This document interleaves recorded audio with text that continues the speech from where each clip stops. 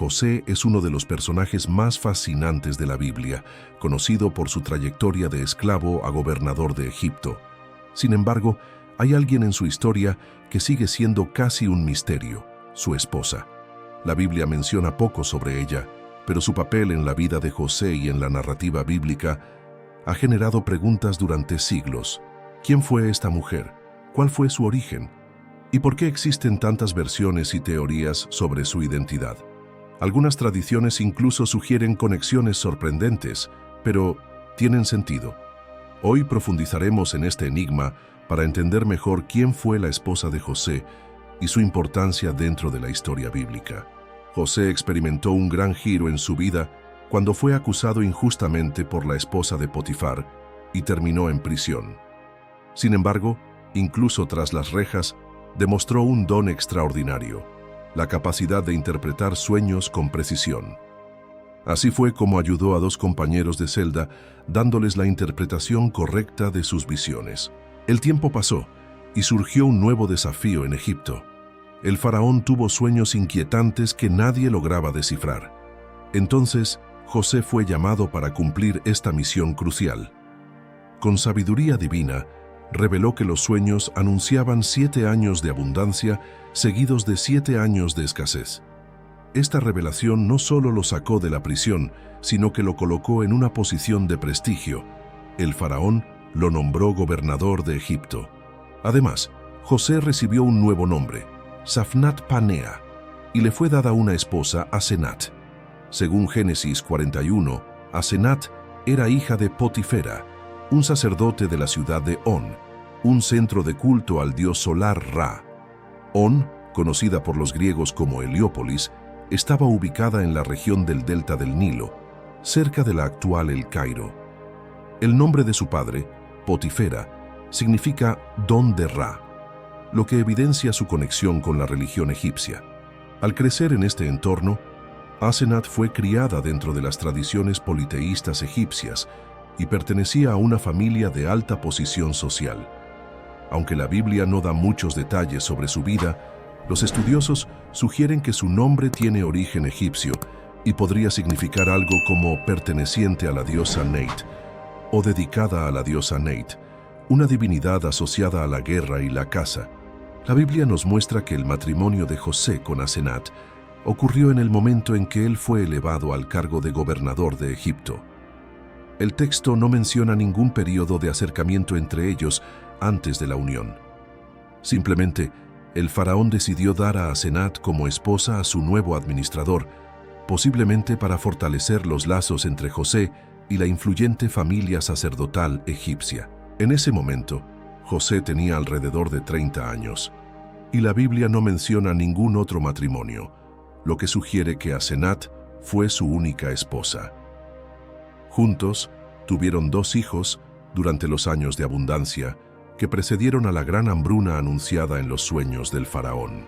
El primero, Manasés, recibió este nombre porque, según José, Dios lo ayudó a olvidar todas las dificultades que enfrentó, incluida la nostalgia por la casa de su padre. El segundo, Efraín, tuvo un nombre que significa fructífero o próspero, ya que José reconocía que Dios lo había hecho prosperar incluso en una tierra donde antes había sufrido. Esos nombres reflejan los sentimientos de José: gratitud, esperanza y superación, incluso estando lejos de su familia. Más tarde, cuando Jacob se reencontró con José, adoptó a sus nietos Manasés y Efraín como sus propios hijos, otorgándoles una bendición especial. Con esto, ambos se convirtieron en líderes de las tribus de Israel. Sin embargo, algo sorprendente sucedió en ese momento. Cuando Jacob impuso las manos sobre los nietos para bendecirlos, dio la mayor bendición al menor, Efraín, en lugar de Manasés. José intentó corregir a su padre, pero Jacob insistió en que su elección venía de una orientación divina. Este gesto reveló una vez más que en el plan de Dios, la lógica humana no siempre es el factor determinante. Efraín terminó convirtiéndose en la tribu más numerosa e influyente del reino del norte de Israel, dando origen a personajes importantes como Josué y el profeta Samuel. A pesar de que Asenat tuvo un papel esencial en la continuidad de la familia de José, la Biblia habla poco sobre su vida más allá de lo que ya se ha mencionado. Su nombre prácticamente desaparece de las Escrituras poco después del nacimiento de sus hijos, Manasés y Efraín. No hay ningún registro sobre cuándo o cómo murió, ni detalles sobre su adaptación a la vida en la corte egipcia al lado de José. Tampoco sabemos cómo fue su relación con su suegro Jacob o con los hermanos de José, quienes se establecieron en Egipto después de la gran hambruna. Este silencio bíblico no es infrecuente, especialmente en relación con las mujeres que, aunque desempeñaron papeles importantes en la historia de Israel, no fueron destacadas como líderes o profetisas. Otro aspecto intrigante es el hecho de que Asenat era egipcia. Como madre de dos patriarcas de las tribus de Israel, queda la duda sobre su visión religiosa y su posible involucramiento con la fe monoteísta. Esta laguna en la narrativa dio lugar a diversas tradiciones e interpretaciones a lo largo de los siglos. Después de todo, ¿cómo pudo José, descendiente directo de Jacob, casarse con una egipcia, hija de un sacerdote pagano, y aún así tener hijos completamente incluidos en la alianza divina? Para responder a esta cuestión, surgieron leyendas, explicaciones rabínicas e incluso escritos apócrifos, tratando de llenar los vacíos de esta fascinante historia. El Midrash, un tipo de literatura rabínica que expande y profundiza las historias bíblicas con fines teológicos y educativos, presenta dos interpretaciones principales sobre el origen de Asenat. Una de ellas sugiere que ella sería hija de Dina, la única hija de Jacob.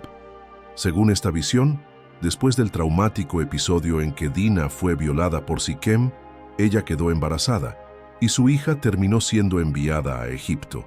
Allí, Potifar y su esposa habrían adoptado a la niña y la criaron como su propia hija. Si esta versión es correcta, Asenat habría sido criada por el mismo Potifar que compró a José como esclavo antes de que él fuera encarcelado injustamente. En algunas variaciones de esta historia, Potifar habría considerado condenar a José a muerte, pero Asenat lo impidió al advertirle sobre su inocencia. Así, en lugar de ser ejecutado, José fue encarcelado. Otro detalle interesante es que, según el Midrash, Jacob habría puesto un amuleto en el cuello de la bebé antes de enviarla a Egipto. Este amuleto llevaba una inscripción que lo consagraba al Dios de Israel. Años después, José habría reconocido este símbolo y comprendido que Asenat en realidad formaba parte de su propia descendencia, lo que validaría su unión sin comprometer la identidad espiritual y étnica de Israel. Otra interpretación sugiere que Asenat no era israelita, sino egipcia criada en un contexto politeísta. Sin embargo, al casarse con José, habría sido influenciada por su fe y se habría convertido al monoteísmo.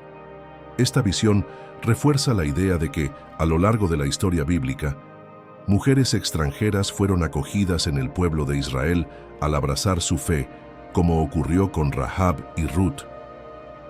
Asenat puede verse como un ejemplo de conversión genuina, lo que la haría digna de ver a sus hijos completamente integrados en el pueblo de la alianza. Esta cuestión sobre su relación con José despertó tanta curiosidad que dio origen a un texto apócrifo llamado José y Asenat, una de las narrativas más detalladas y noveladas sobre cómo el hijo de Jacob conoció a su esposa en Egipto. Este escrito, originalmente en griego, nunca fue parte de la Biblia, pero pudo haber circulado desde el período helenístico. Se cree que esta obra fue producida en Alejandría entre el siglo II a.C. y el siglo I d.C., ya bajo dominio romano. El autor es desconocido, pero probablemente era judío o alguien familiarizado con la cultura judía de la diáspora. La historia se divide en dos partes y sigue un estilo típico de los romances griegos de la época. Al principio, el encuentro entre José y Asenat está marcado por tensión y rechazo. Asenat es descrita como una joven rica, extremadamente bella, pero orgullosa de su origen. José, por su parte, mantiene cierta distancia, negándose a aceptar a una esposa que adoraba dioses extranjeros. Sin embargo, a lo largo de la historia, la joven se ve profundamente impactada por el carácter y la fe de José. Movida por un arrepentimiento sincero, se entrega a ayunos y oraciones al Dios de Israel, renunciando a los ídolos. La primera parte termina con la unión de ambos en matrimonio. La segunda parte presenta un conflicto dramático. El hijo del faraón se enamora de Asenat y trama contra José, intentando eliminarlo. La trama se desarrolla con persecuciones, traiciones y giros inesperados, culminando en la muerte del príncipe y la sorprendente coronación de José como faraón.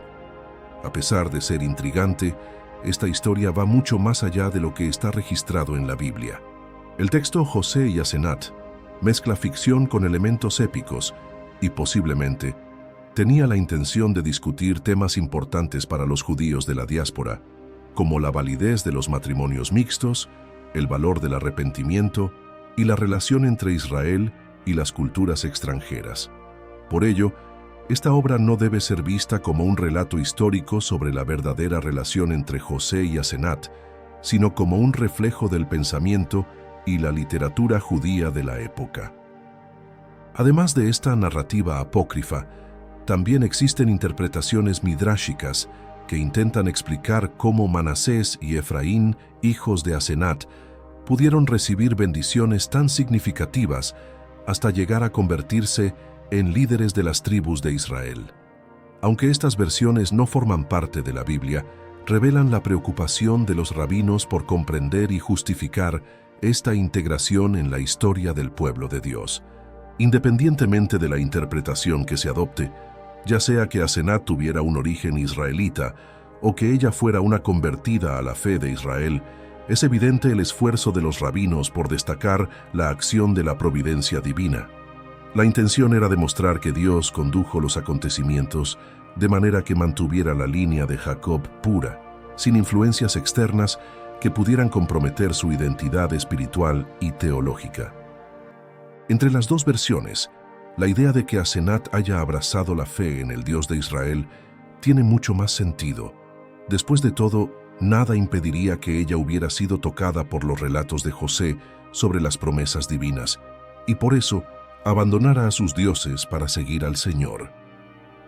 Por otro lado, la tentativa de justificar un linaje israelita para Asenat parece más forzada y basada en construcciones interpretativas poco sostenibles. Sin embargo, lo esencial aquí es reconocer que la historia de José fue guiada por la mano de Dios. Su tiempo en Egipto no fue una mera casualidad, sino parte de un plan más grande, no solo para salvar a muchos pueblos del hambre, sino también para preservar la familia de la alianza dentro del propósito divino. En este escenario, Asenat aparece como otra pieza clave, una prueba de que Dios puede cumplir sus promesas de formas inesperadas, transformando incluso a la hija de un sacerdote egipcio en una de las matriarcas del pueblo elegido. La historia de Asenat, aunque envuelta en misterio, nos enseña una verdad poderosa. Dios cumple sus planes de maneras inesperadas. Él eligió a José para preservar a su pueblo y dentro de ese propósito usó incluso a una mujer de origen extranjero para dar continuidad a la alianza. Esto nos muestra que el llamado de Dios no está limitado por nuestro origen, cultura o pasado. Él puede transformar a cualquiera que se disponga a seguirlo. ¿Y tú? ¿Ya has pensado en cómo Dios puede estar actuando en tu vida, incluso en las circunstancias más improbables? Si esta historia te hizo reflexionar, no lo guardes solo para ti. Suscríbete al canal, activa las notificaciones para no perderte nuestros próximos videos y comparte este mensaje con más personas. Juntos podemos seguir explorando los misterios de la Biblia y creciendo en la fe. Hasta el próximo video.